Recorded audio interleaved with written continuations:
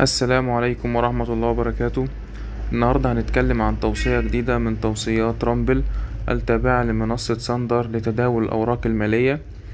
التوصية بتاريخ 2 فبراير 2025 كانت في تداولات اليوم، في حدود الساعة في منتصف جلسة اليوم. طبعا السهم اللي هنتكلم عنه المصرية لمدينة الإنتاج الإعلامي. نطاق الشراء من 23 جنيه و90 قرش إلى 25 جنيه و10 قروش. السعر المستهدف زي ما احنا شايفين قدامنا دلوقتي 30 جنيه بعائد 24%. طبعا عائد كويس. والسهم ده من الأسهم بصراحة اللي كان فيه زخم في الفترة اللي فاتت من شهر مثلا، بنتكلم في أغسطس او شهر يوليو. طبعا هنروح على الشارت هنا، ثانية واحدة بس يحمل.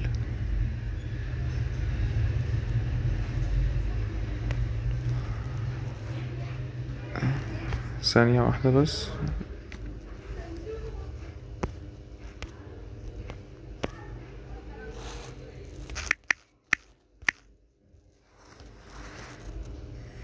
طبعا زي ما احنا شايفين قدامنا السهم ساعة إصدار التوصية كان مرتفع 2.5%. طبعا وقت صدور التوصية ارتفع ووصل لغاية الأسعار 24 جنيه 93 قرش، وللأسف نزل تاني ووصل عند 23 جنيه و80 قرش.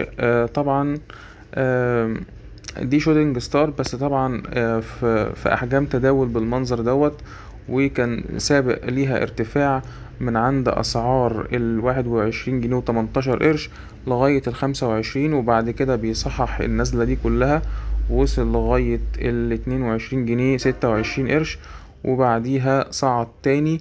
دي حاجة كويسة جدا. ممكن جلسة غدا إن شاء الله 3 فبراير 2025 ممكن يبقى في صعود تاني أو هبوط لمستويات ال23 جنيه ونص، استنادا إلى 23 جنيه و20 قرش بحد أقصى، وبعديها معاودة الصعود مرة أخرى. السهم يا جماعة إن شاء الله هيكون سهم صاعد. طبعا احنا لو جينا بصينا على الشارت على المدى المتوسط هنشوف ان هو صعد في سبتمبر كمان يا جماعة، والله مش أغسطس، يعني في أواخر سبتمبر صعد من 18 جنيه إلى كام. هنبص هنا آخر حاجة ليه 30 جنيه ونص. الكلام ده امتى بقى؟ الكلام ده في خلال قد ايه؟ الكلام ده في خلال شهر بالظبط. ارتفع ما يقارب ال يعني 88%. وبيصحح طبعا ان الطلعة دي كلها بيصححها، وهو صححها عند المستوى 21 جنيه زي ما احنا شايفين قدامنا هنا، وبدأ يعمل حرف الدبليو زي ما احنا شايفين اهو، دبل بوتوم، وطلع تاني ونزل وعاد الاختبار عليها وطلع. في الطلعة دي بقى احنا بنستناه لغاية ما ينزل ويعمل ارتكاز عند مستوى المقاومة هنا اللي هو هيكون أعلى حرف الدبليو عند 22 جنيه 73 قرش، وبعديها هيعاود الصعود. وفعلا هو عاود الصعود هنا. ادي جلسة، ادي التانية، ادي التالتة، والرابعة اللي هي رامبل ادت فيها التوصية. طبعا سهم انا شايفه سهم ممتاز ممتاز ممتاز، وفي الفترة ديت يعني احنا نثق ان شاء الله في السهم ده، خاصة ان في الارتداد بتاعه كان حجم تداول مرتفع، والكام جلسة اللي فاتوا كان حجم تداول يعني أقل من المتوسط، ولكن السهم الترند بتاعه بشكل عام ترند كويس جدا. وحتى لو جينا بصينا هنا على معدلات الهبوط اللي هو نزل فيها، يعني ما يقارب 60% من الطلعة بتاعته، هنبص زي ما احنا شايفين تحت كده على أحجام التداول. هنيجي نبص عليها. طبعا حاجات، بصوا يعني هنا يا جماعة أحجام التداول عاملة ازاي، زي ما احنا شايفين تحت هنا في الجزئية ديت أحجام التداول عالية جدا.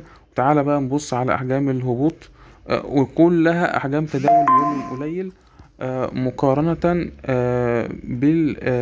بالشمعة. يعني الشمعة طويلة بس الفوليوم لا يعبر عن مستوى الهبوط.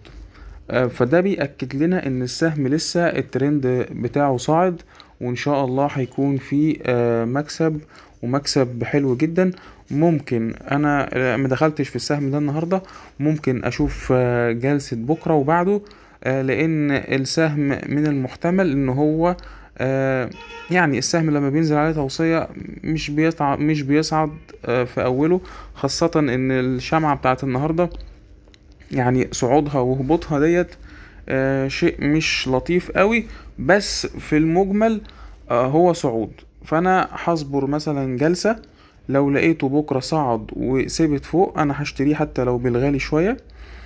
اما لو عاود الهبوط هستناه لغاية مثلا ال23 جنيه و20 قرش، او ممكن اخده او اقسم الكميات من اول ال23 جنيه وكام و50 قرش تقريبا، و45 قرش، 50 قرش.